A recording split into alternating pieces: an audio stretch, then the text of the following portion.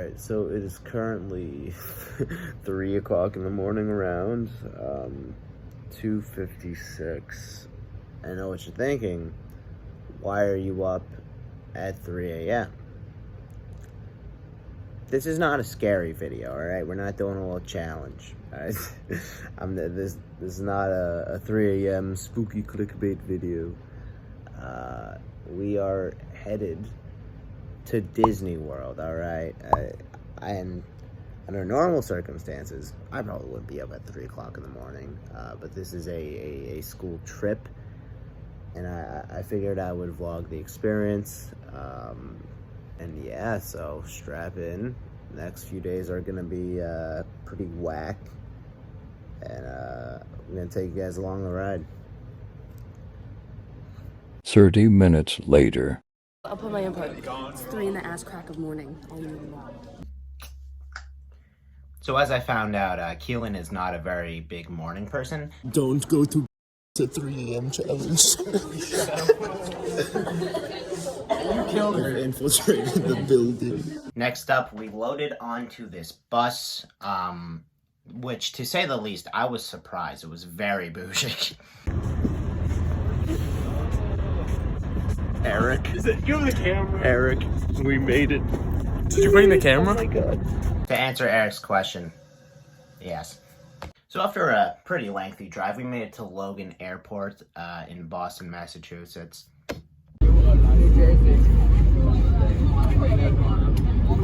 So after my best friends ruthlessly bullied me for being emo.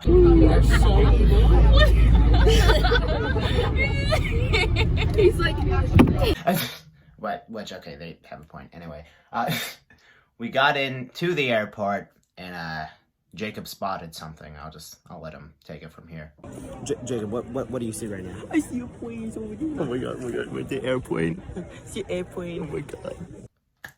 While Jacob spotted an airplane, we then started to load onto the airplane for our first plane ride together. And me and Jacob were not next to each other. I was actually next to Mel. And she had some fears, to say the least. Oh my god, Mel, we made it onto the plane. Wow. Oh my god, we're not dead yet. That's crazy. You think we're gonna die? I think you're gonna die. Who said that? Wish me luck. Mel, I'm trying to play Geospot. Can you believe this? POV Mel when they have anxiety. I'm mentally ill. Autism. After fearing for my life with Mel on the plane, we landed in sunny Orlando, Florida.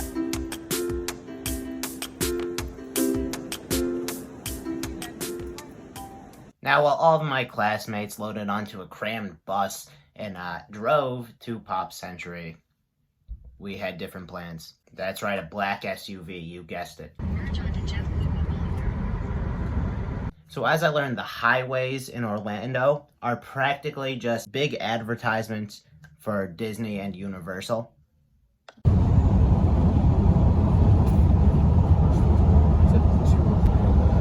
If it's not obvious, they really want you to go.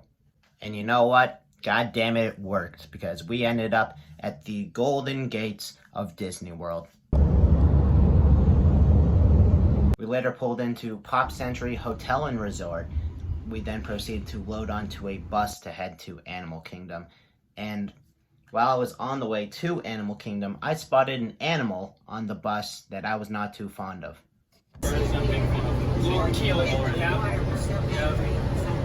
I do not trust that rat. After a very, very thorough search by Animal Kingdom security, we entered the park.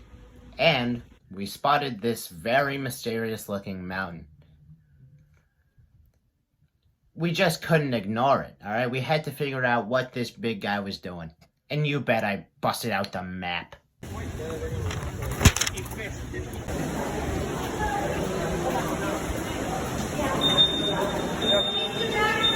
And what wonders this mountain held. Is that Walt? That was our first ride. It was the Flight of Passage, I believe is what it's called. Very good ride, very memorable. I give it a 9 blue men out of the group. After we had our first real meal of the day, we headed off to Africa. We can find out. Yeah. I think that's it. Oh, look, it's the Rafiki, bro! Rafiki! Yo, dude, it's Rafiki. Besides trying to get the guy in the Rafiki suit's attention, we were in Africa for one reason and one reason only. The Kilimanjaro Safari.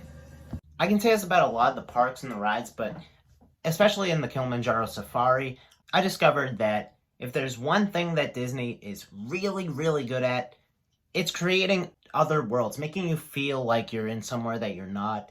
And I did enjoy, on a real note, the entrance to the safari. It's a very different architecture from multiple parts of the park, and you'll see that especially in Magic Kingdom and other kingdoms, etc., right? Enough about that, though. We saw some giraffes. I can't complain about it. I give it about 7 giraffe necks out of 10. But after we went on that safari, we went to another world. Dino Land, USA, baby. In Dino Land, they have one main ride, I guess, called the Dinosaur. And as you would expect, there's a lot of dinosaurs. It's kind of like a roller coaster. No, it is a roller coaster.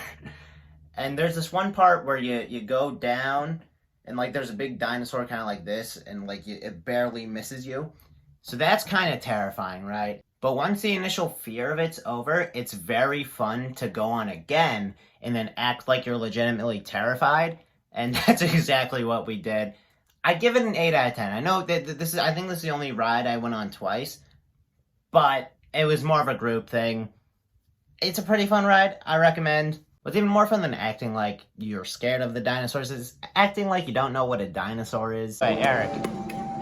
Eric. Sorry. In the meantime, look at that huge fish. That's a fish. Ask the lady for the fish. And I wish I had that clip, but I did very much go up to her and ask, I'm just curious, would you know what kind of fish that is? She said, fish? I said, yeah, fish. And she said, I don't know, that's one interesting looking fish. So, I still don't know what kind of fish that is, but thank you to the lady for not being a complete Debbie Downer about the situation. They also had a palm tree. There are a couple other rides that just weren't as memorable, so they're not really thrown into this one. But after that, we head back to the hotel. And heading into Pop Century is very weird. I don't know, just walking in Pop Century feels like a fever dream. Especially when you've been walking all day, and it's very late at night, and you're a bit dehydrated. And you're also running on like 3 hours of sleep. It would be very magical if you were in the right headspace, but I'm walking in Pop Century, just slugging around like this Mickey Mouse. I don't know how to describe it. It's a very, very interesting experience that you'd have to have for yourself to understand. He needs smaller overalls. What the? Important to note, when you get a Pop Century hotel room, it will have a theme attached to it given a decade. And when we got back to our hotel room, we found out what our theme was. Alright, so we've made it into the hotel room. It is 90s themed, as you can tell. That boy, just like me, for real. I'm so f***ing tired. This is not my first time reacting to the hotel, because I took a shower, in case you couldn't tell, the hair wet. But I got the setup on the ground. That's my sleeping quarters for tonight. I ran into a bed, and there's the TV. Sink. So in that last clip, I dropped my phone while recording, which was a pretty good indicator that it was time for me to go to bed. So that concluded day 1 at Disney. Overall, it was quite the day. First Disney experience, it was Animal Kingdom. I had a pretty good time. And if you had a good time watching this video, leave a thumbs up, subscribe if you want. And I can't wait to see you for part 2, aka day 2. Peace.